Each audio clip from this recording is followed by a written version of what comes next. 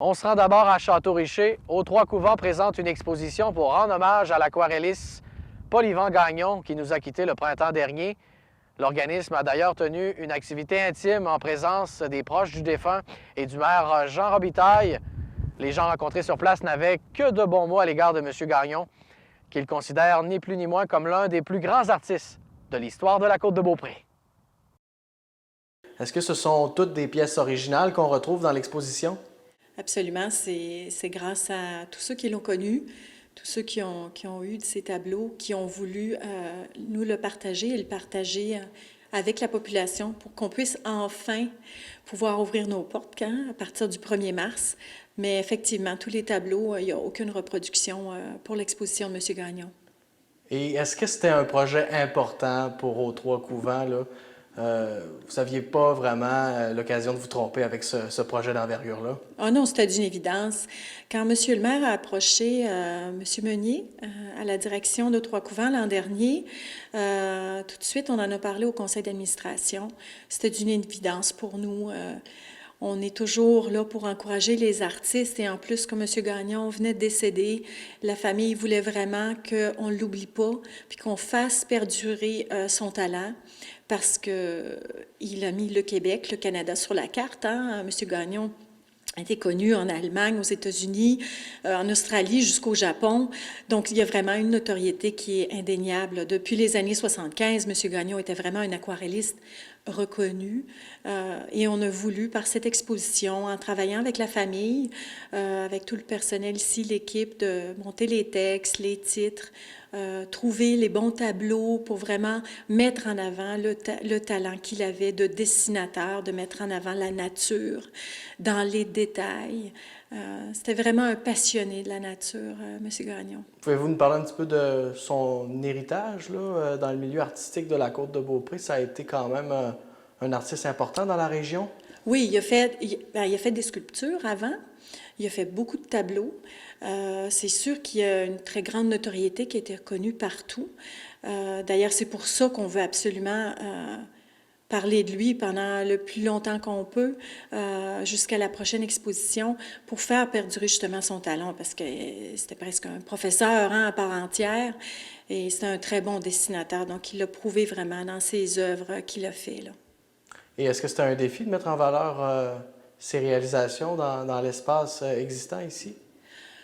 Un défi, bon, notre salle d'exposition sert à ça, dépendamment de l'artiste en question.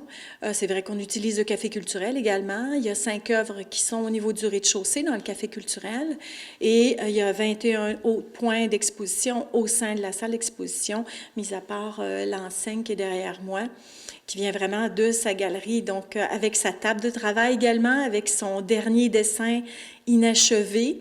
Donc c'est vraiment du concret, du vivant. Il y a beaucoup d'émotions, puis il y a tellement de monde sur la côte qui le connaissent. Je pense que tous ceux qui ont témoigné tout à l'heure ont pu en parler comme si c'était hier. Tout est très frais encore et nous, on veut vraiment faire en sorte qu'il ne soit pas oublié. Puis l'activité intime que vous avez organisée aujourd'hui, c'était important justement de réunir toutes les personnes qui ont contribué à la réalisation de cette exposition-là? Oui, bien, la famille directe, c'est sûr qu'on aurait pu inviter beaucoup plus de monde que ça parce qu'avec les mesures sanitaires, on a fait au mieux. Mais c'est sûr que ces 2 garçons, les 2 amis proches, d'autres qui ne pouvaient pas venir, malheureusement, Monsieur le maire, qui était présent aussi, qui le connaissait, c'était important de le faire en respectant les mesures sanitaires, mais devant, dehors. C'est une fierté pour eux. Vraiment, d'en haut, là, je pense que il est content qu'on puisse l'afficher aujourd'hui. Puis l'inauguration de l'exposition, ça arrive à un moment opportun, là, avec la réouverture de l'établissement ici le 1er mars, hein, c'est ça? Oui, tout à fait. On va ouvrir juste à temps pour la semaine de relâche. Voilà, donc on va être ouvert de 10h à midi, d'1h à 16h, tous les jours pendant la relâche. Et après, on sera ouvert au public du jeudi au dimanche. Bien sûr, visite non guidée, café pour emporter. On respecte les mesures sanitaires dans ce sens-là, puis on espère que ça va évoluer dans le temps pour qu'on puisse mettre plus de choses en place. Ben oui, justement, la semaine de relâche, c'est une belle opportunité pour redécouvrir le musée aux Trois-Couvents à Château-Richer? Tout à fait. Ben oui, c'est sûr que les gens, là, avec les enfants, tout le monde, en fait, qui auront du temps de vacances, profite avec la réouverture graduelle des services, de faire des choses, de sortir de chez soi. Et puis la culture, elle a sa place parce que ça remonte le moral. Monsieur Gagnon, expliquez-nous tout simplement pourquoi c'était important pour vous d'être ici aujourd'hui. Ah, parce que c'est quasiment mon dernier rendez-vous vraiment avec Paul. Nous habitions, ma famille habitait à Loretteville, et puis quand on s'est emmené à Québec, dans les années 40, chez Paul, sa famille était déjà installée dans les Moilous. Puis Paul est venu, naturellement, il était plutôt copain, chum avec un de mes frères qui était un petit peu plus âgé que moi, mais il était toujours rendu chez nous, hiver comme été. Puis ce qui était remarquable, moi, ce qui me fascinait, parce que j'avais quand même 4-5 ans plus jeune que lui, c'est que Paul, il avait toujours dans ses poches un canif et un bout de bois. Il gossait, comme pour employer l'expression du tel, il en gossait des bouts de bois, puis il faisait des oiseaux, puis des animaux, puis écoute, j'avais à peu près 8-9 ans, moi, ça me fascinait de le voir faire ça. Et puis non, pardon. Et non, après ça, il a toujours resté proche de notre famille. Naturellement, il côtoyait mon frère, ça jouait au hockey ensemble. En gros, ça courait après les filles ensemble, tout ça. Mais c'est resté. Mon frère, lui, ben, naturellement. Moi, ce qui est arrivé, moi, je suis déménagé aux États-Unis, alors on s'est perdu de vue. Mais quand je suis revenu, c'est là que ça a renoué pour de bon. Et puis, on avait les mêmes goûts pour la littérature, pour la peinture, pour les animaux, dans le bois, aller marcher dans le bois, aller faire des tournées de photos pour poser ce qu'on voit là aujourd'hui, là, des coquillages, puis toutes sortes de choses. Et puis Paul, il avait vraiment l'œil. Il avait l'œil. Moi, il y avait des choses que je ne voyais pas, mais que lui, il avait vu bien longtemps avant moi. Alors, mais il m'appelait tous les jours. De toute façon, moi, j'ai habité 34 ans ici sur la côte, à Saint-Féréol. Et puis, quand je me suis déménagé en ville, il y a 10 ans, ben, naturellement, là, on se voyait un peu moins souvent, mais il m'appelait tous les jours. Puis quand je montais, j'arrêtais toujours à Château-Richer. Mais on est resté toujours amis, puis on parlait de toutes sortes de choses, puis il pouvait m'appeler, des fois, il était minuit, le soir, « Hey, je cherche un mot dans le dictionnaire, là. Qu'est-ce que ça veut dire? » Ben là, mais c'était comme ça, puis il disait, « Bon, ben prépare-toi le samedi à Lonsbourg, là, on s'en va sur la Rive-Sud, on va aller faire des photos. » Partout, on allait faire des photos. Vous étiez proche? Ah, on était très, très proches, très, très proches, puis même aussi, ben, avec Béatrice, son épouse, c'était pareil, on avait les mêmes genres de discussions, mais Paul, il n'était pas toujours jasant, là, tu sais, il écoutait beaucoup, puis quand il parlait, c'était pour dire la bonne chose, il ne parlait pas pour rien.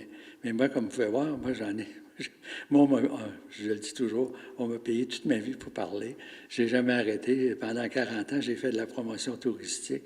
Alors, j'en ai parlé une claque, puis j'en parle encore. Aujourd'hui, c'est une belle occasion de se rappeler des souvenirs. Ah oui. Puis au début, quand je me suis rapproché le plus, c'est quand il habitait à Charlebourg. Mais il n'a pas resté là longtemps à Charlebourg. Il s'est tout de suite emmené sur la côte. Et puis moi, en même temps, moi aussi, j'ai fait ça pendant 34 ans, Québec-Saint-Féréol. Fait que souvent, en revenant du bureau, j'arrêtais chez Paul. On prenait un café ou une bière ensemble, puis on parlait au jasait. Qu'est-ce qui vous frappe le plus de son travail? Est-ce qu'on peut parler d'un talent naturel? Ah oui, c'est un talent naturel. Puis Paul, il était vraiment, là, c'était le détail. La façon qu'il regardait là, avec la caméra, je pouvais quasiment dire, là, des fois, ça pouvait être un bourgeon de fleurs, puis je me disais, il va voir, regarde bien ça, qu'est-ce qu'il va nous sortir, puis comme de fait, ça sortait de toute beauté. Alors, il était très minutieux, il était très silencieux quand il travaillait, là.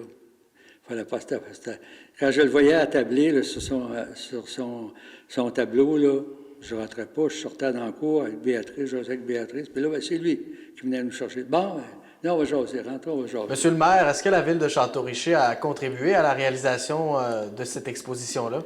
Oui, au fait, si je reviens un petit peu en arrière, je pense à l'été 2019, Mme Lavigne, une voisine de M. Gagnon anciennement, m'a téléphoné là, pour qu'on puisse faire quelque chose pour garder en mémoire l'artiste qui est M. Gagnon à Château-Richer.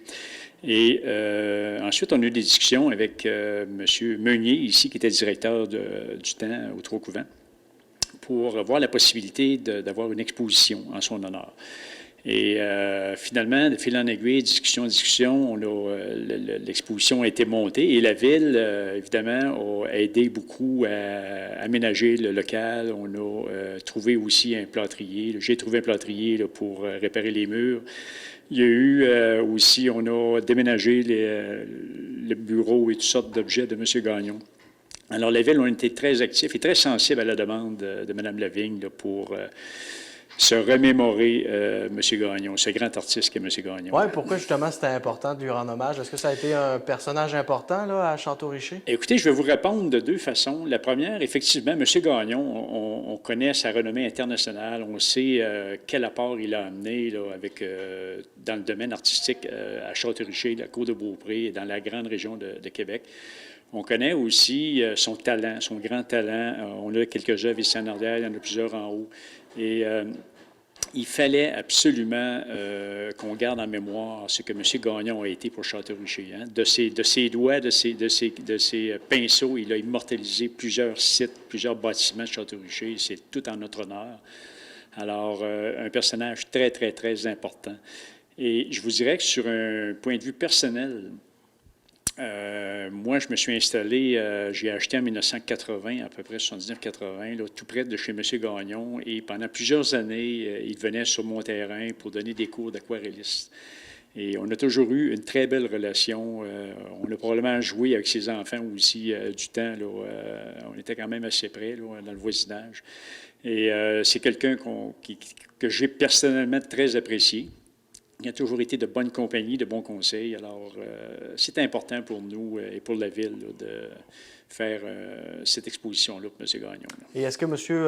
Gagnon était quelqu'un qui s'impliquait aussi dans la communauté locale? Oui, beaucoup, beaucoup, beaucoup. Juste à se remémorer plusieurs festivals d'art et reflets où M. Gagnon était le président. Il a été impliqué dans toutes sortes d'événements à Château-Richer, toujours dans le domaine des arts. Alors, définitivement que M. Gagnon a été une personne très impliquée dans le domaine des arts à Château-Richer. En terminant, si vous aviez un souvenir là, qui vous vient en tête actuellement, là, lequel serait-il, ce souvenir-là? Je vous dirais... J'ai 3 œuvres de M. Gagnon chez moi, puis évidemment, il y en a 2 qui m'ont été données par M. Gagnon, parce qu'évidemment, il venait chez nous. Puis il y en a une, c'est drôle, parce qu'il y en a une qui n'est pas signée. C'était une des premières, il a fait ça là, avec ses pinceaux par magie, là, et il me l'avait donnée, mais elle n'est pas signée. Alors, c'est vraiment quelque chose de particulier, une œuvre de M. Gagnon qui n'est pas signée, mais... Moi, je sais qu'elle vient de lui, je sais que quand il l'a fait et quand il me l'a donné aussi, pour me remercier de lui prêter mes bâtiments puis mon terrain. Là, Alors c'est un homme généreux, M. Gagnon, personne n'en doute. Et je vais toujours me rappeler de ce moment-là, là, quand il m'avait donné cette petite toile-là. Là. Vous allez la conserver précieusement? Ah oui, soyez-en pas inquiets. Ça fait partie de mes petits trésors.